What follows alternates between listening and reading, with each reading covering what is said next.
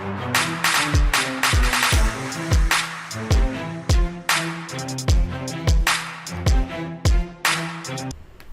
today's experiment, I'd like to look at aldol synthesis with you guys. So there's two reactions that we're going to see.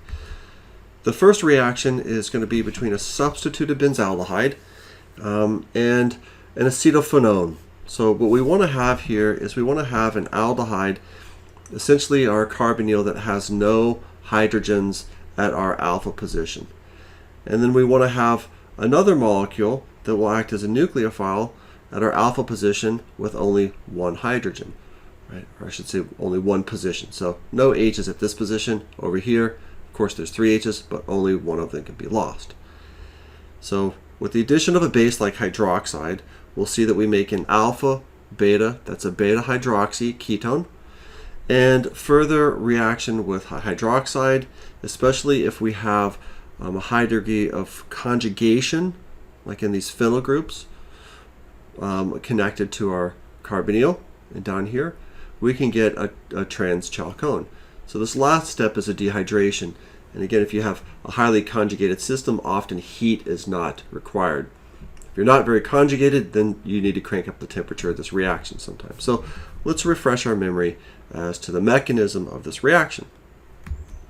So acetophenone with hydroxide, the first step is that we're going to grab an H and we're going to make an enolate. So that gives us a CH2 minus that's resonance stabilized by looking at our electrons popping over to form a carbon-carbon and coming up here to form our oxygen with a minus charge. So that then can react as our nucleophile. So we're going to pull electrons down, right? And these electrons are going to come over here, right? And grab a hold of this carbon of our carbonyl. So that'll give us this charged intermediate here. Of course, that's a chiral center. We're not going to worry about it right now. We'll see why that is. But we have an O minus right here. Now that oxygen is going to get protonated with our solvent. So we'll have ethanol in here or some type of solvent that can donate a hydrogen atom. And that'll give us our alpha beta hydroxy ketone. So your beta hydroxy ketone. Now what happens, especially if you have these groups, these benzene groups here on both sides, is that if we can get a carbon-carbon double bond right here, we can get a highly conjugated system. So this reaction just continues on, and it doesn't really require heat for this step, but often it's heated up just to help facilitate this reaction. But hydroxide comes in, grabs a hold of that H atom, and then we come over and we get a negative charge on our carbon right here, right? And of course this has resonance, and then we can have hydroxide leave in that step. And this gives us what we call a trans chalcone. So the phenyl group is down. If this was pointing up, it'd be cis. Less likely to be up here because of the steric interactions between our oxygen and the phenyl group down here. So this is a trans chalcone. Now in the second part of our experiment today, what I want to look at with you guys is enantioselective beta hydroxy ketone synthesis. And to carry out this reaction, we're going to use a catalyst and an enantioselective reagent, L-proline.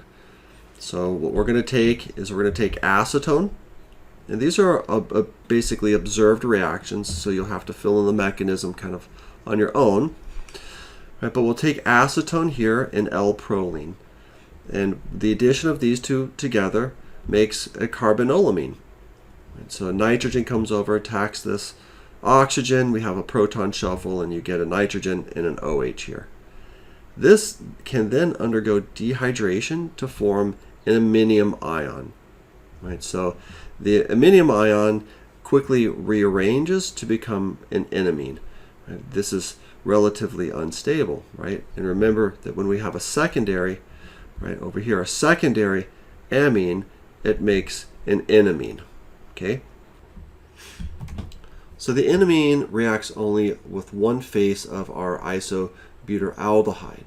And you can see this in the transition state that was nicely drawn out in this image that I got from the YouTube video that I'm going to direct you guys to. So we see that in that transition state, we have a shift of electrons coming down from nitrogen, plopping over here to our carbon, right? And then these electrons come over and grab that H. But remember that H is pointing out, right? So it has to occur only on one side. Right? It can't go kind of behind, it has to grab where it's close to. So that leads us to having an OH group here that comes out on a wedge. Right? And that's our iminium ion. And then that iminium ion undergoes further hydrolysis and a couple of steps shown here to eventually form your beta hydroxyketone, right? That's your aldol product. And then notice that it also regenerates your catalyst L-proline.